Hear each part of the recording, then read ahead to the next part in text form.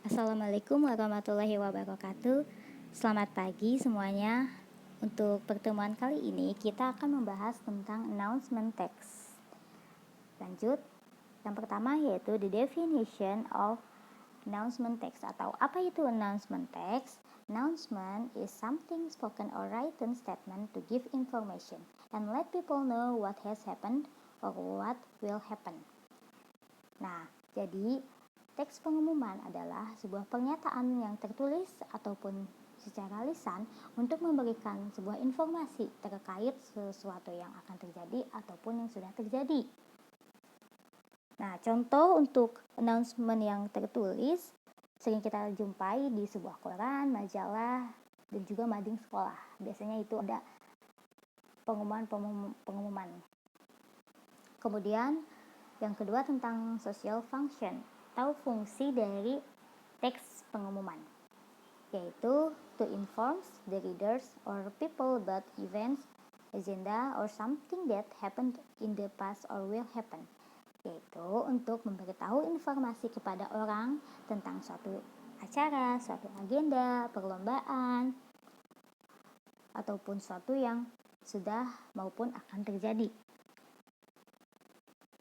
Lanjut, yang selanjutnya adalah generic structure atau struktur dari teks pengumuman. Ada 3 bagian, yaitu yang pertama head or opening, yang kedua content or body, dan yang ketiga closing. Pertama, head or opening, yaitu pembukaan atau diisi dengan untuk siapa pengumuman tersebut ditujukan. Yang kedua, content or body, yaitu penjelasan informasi atau detail informasi terkait announcement text tersebut. Nah, biasanya juga di dalam content or body ini terdapat tempat, waktu, ataupun tanggal. Kemudian yang ketiga atau yang terakhir yaitu closing, kalimat, frasa, atau kata penutup.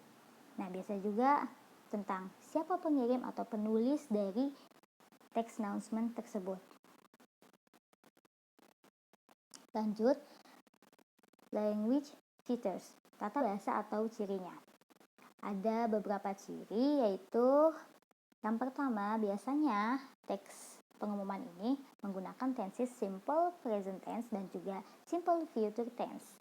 Nah, yang kedua, terkadang announcement text juga menggunakan simple past tense, yaitu yang bisa digunakan untuk sesuatu yang sudah terjadi, dan present perfect tense.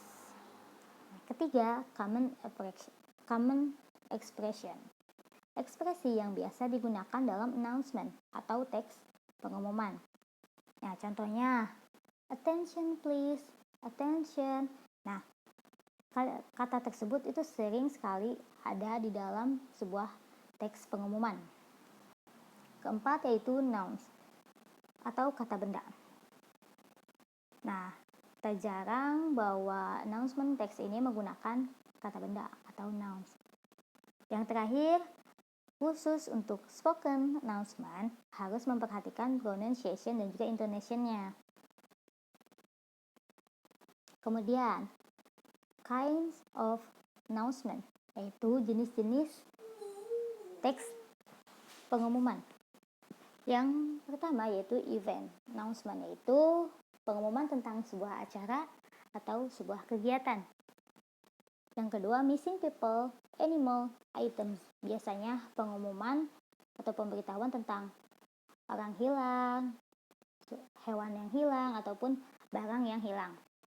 Yang ketiga, winner of competition, yaitu pengumuman tentang pemenang dari sebuah kompetisi.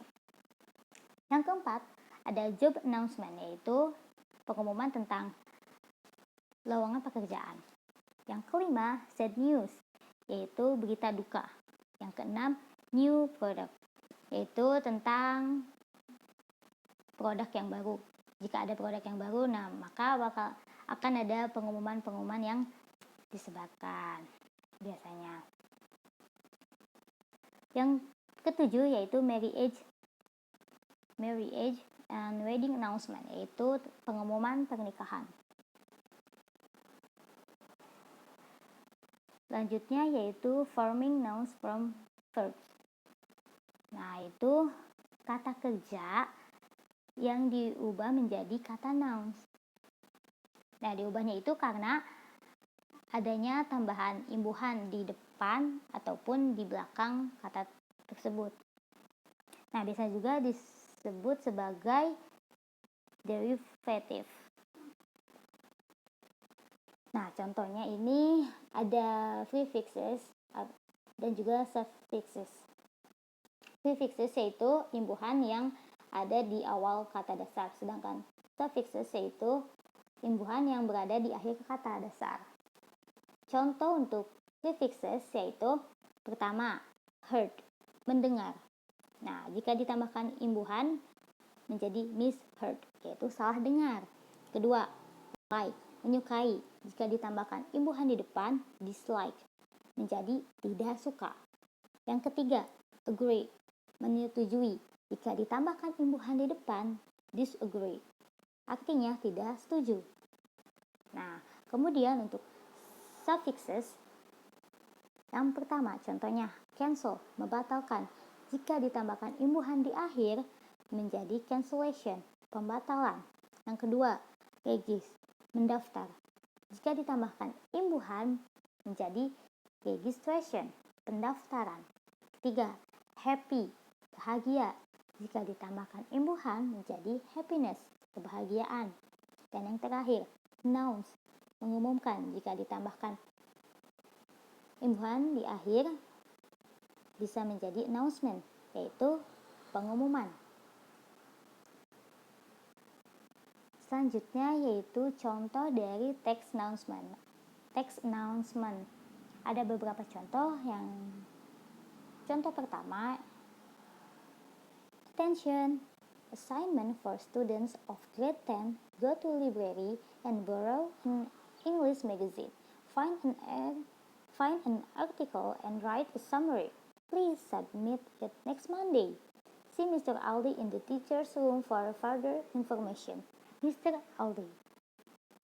Nah, sekarang kita akan mengidentifikasi generic structure dari text announcement.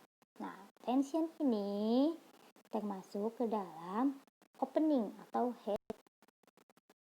Sedangkan assignment sampai next Monday ini termasuk ke dalam opening, karena ini adalah termasuk ke dalam konten karena menjelaskan isi dari pengumuman tersebut.